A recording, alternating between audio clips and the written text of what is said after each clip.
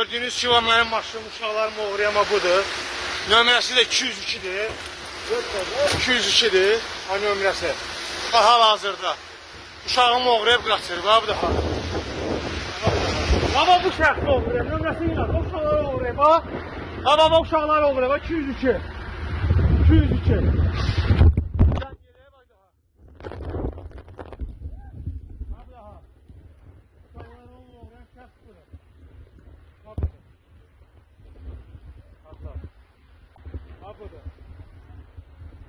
Ha olan da çık attı. Hadi. Ha bu daha. Sen bunları köməkli eləydin. Köməkli eləydin.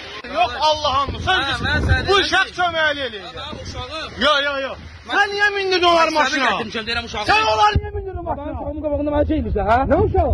Ben uşağımı məktəbə gətirsən. Yok Allah'ım. Sen bu şəxs köməkli eləydi. Yo. Sen niye mindin onları maşına? Sen onları niye mindin maşına? Ben uşağımın qabağında mənə şey edirsən, ha? Nə uşağı? Ben uşağımı məktəbə gətirsən.